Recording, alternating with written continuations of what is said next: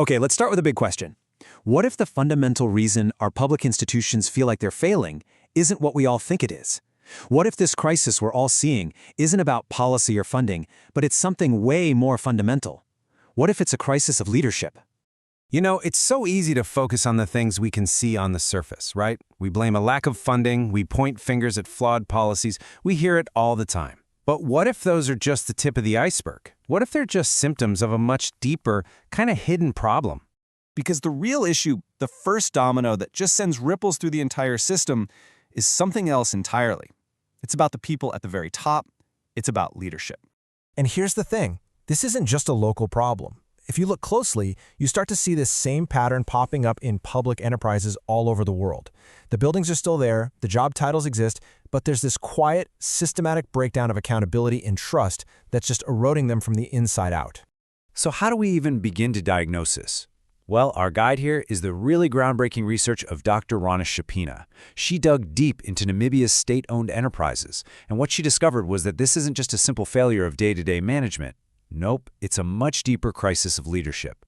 So, what does this crisis actually look like in the real world? The symptoms, they're probably going to sound familiar.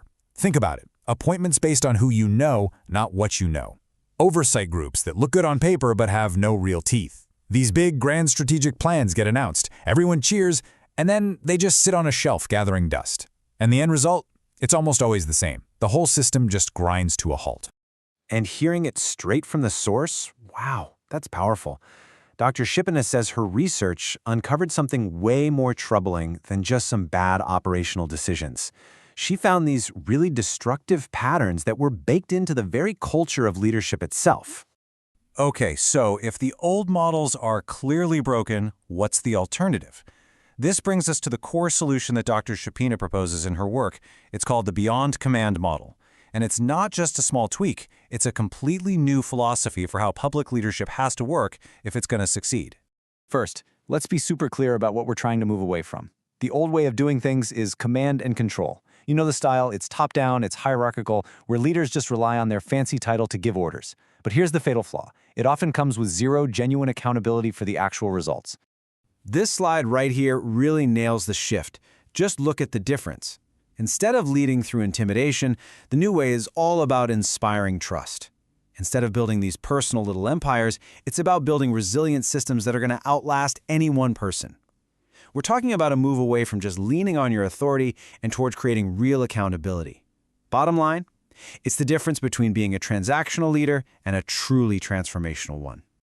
So all of this builds up to an entirely new standard. The Beyond Command model isn't just some abstract theory. It's a real, actionable path for any institution that's looking for genuine transformation. So how do we actually make this happen? Well, the framework is built on three really solid pillars. First up, ethical leadership. You gotta model integrity above everything else. Second, strategic leadership. This means thinking beyond the next quarter or the next election cycle to align with long-term goals. And third, servant leadership. This is all about putting the public good and the health of the organization way ahead of any personal ego. Now, it's so important to be clear about the intent here. This isn't about just criticizing or tearing down old systems for the sake of it. This is a careful, thoughtful diagnosis, and it offers a constructive blueprint for how we can actually start to rebuild trust and effectiveness in the institutions we all rely on. And it all comes down to this really powerful idea. Real leadership isn't found in the power to command people around. No, it's found in a deep-seated commitment. A commitment to timeless principles, a commitment to the people you serve, and a commitment to a purpose that is so much larger than yourself. This entire diagnosis, this whole blueprint for a new standard of leadership, it all comes from one essential resource, the book Beyond Command by Dr. Rana Shapina. It's the work that lays out the problem, all the evidence, and the path forward that we've just been talking about. For anyone who's serious about understanding the real root of institutional failure and what the future of public governance looks like, this is an absolutely essential read. It's available right now. And it leaves all of us with a pretty critical question. Are we ready to lead beyond command?